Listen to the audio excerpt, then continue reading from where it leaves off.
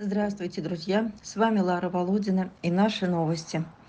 Наш Кузьма приходит в себя после операции и учится ходить на 3 лапах. Вот так вот Кузька гуляет у нас. Да, Кусь? Тяжеловато, конечно, в колпаке. Кузьма, где? Стой.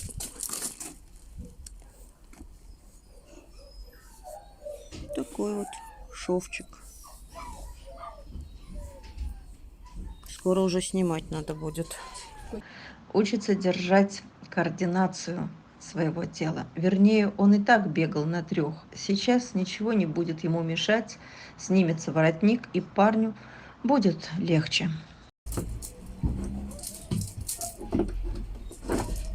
Вот, научился ходить по лесенке, да?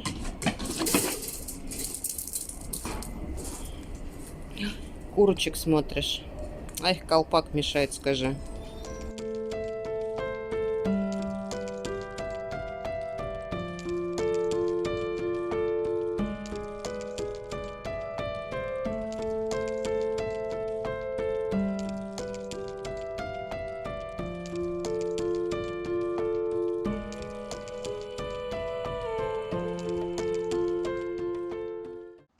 У приехавшего из Краснодара шикарного добрючего коротколапика Гоши проблемы с кожей или шерстью. Ездили к врачу. У него проплешины вдоль спины с отсутствующей шерстью.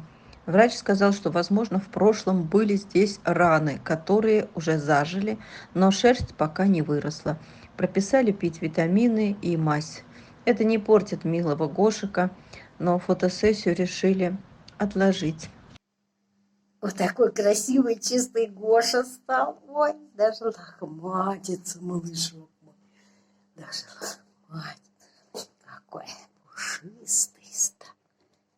Ай. Вот у нас такие пролысины. Вот такие пролысины у нас вот такие вот.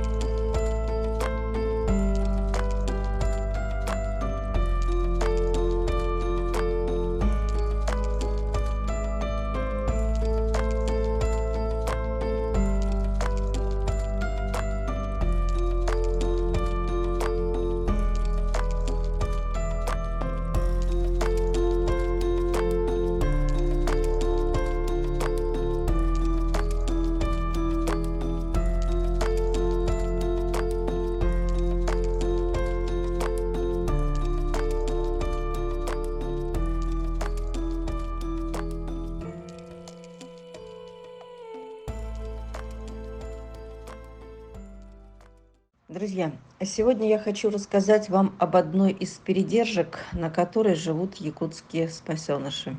Знакомьтесь, Наташа, хозяйка передержки номер 1.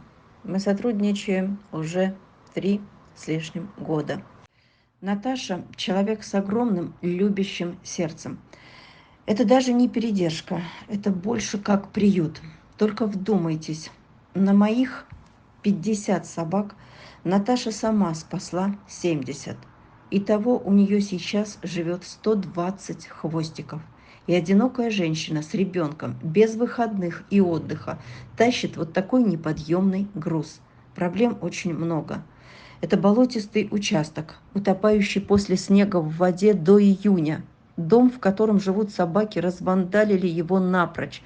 И требуется ремонт, чтобы они сами себя в нем не поранили, не покалечили. Забор, который сгнил, и от таяния снега вытолкал столбы наверх, а собаки догрызли профлисты, роют ямы под забором и убегают на соседские участки. Возникают проблемы с соседями и с полицией.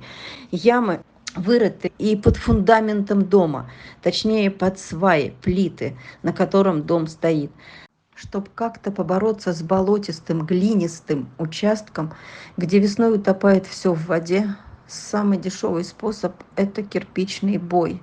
Но и на него наскребали денег кое-как. Это 120 тонн боя. Весь май завозили, да еще и он в дефиците. Плюс работа трактора, который разравнивал. О щебне, гальке и песке только мечтать. Но смогли по одной машине завести и его тоже. Песка и щебня. Это мизер, конечно, мало на что хватит.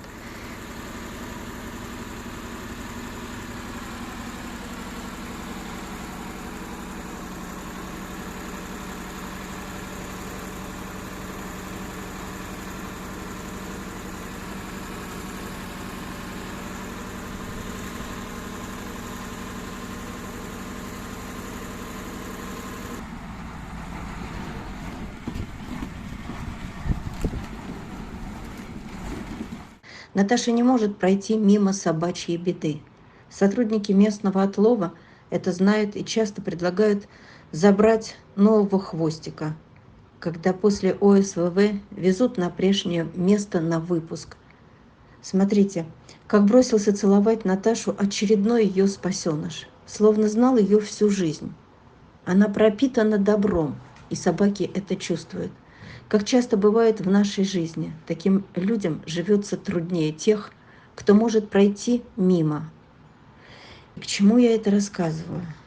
К тому, что нельзя не платить за содержание собак, зная, что пострадают десятки других. Собаки, как и люди, все разные, добрые и злые. Кому-то нужна постоянная ласка, а кто-то считает «дай поесть и отойди». Наташа терпелива со всеми. Но в эту зиму мы наспасали разных хвостиков.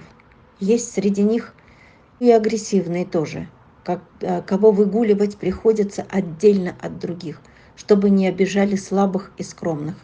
Вы удивитесь, но наша Деми, недавно спасенная, которую привезли больную и истощенную с демодекозом, она окрепла благодаря Наташиной вкусной каше с рубцом.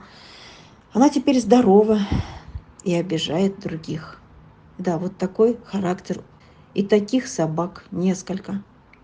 Забор в наше время не построить, дорогое удовольствие. Хотя бы выгульник, чтобы могли одновременно, а не по очереди, выгуливаться те собаки, которые не дружат между собой. К чему я вам рассказываю все это?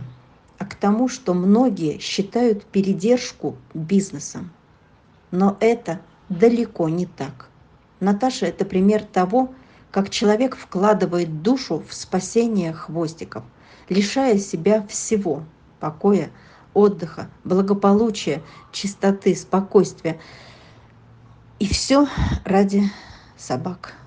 Она живет ими, но сейчас у нее очень-очень тяжелое положение.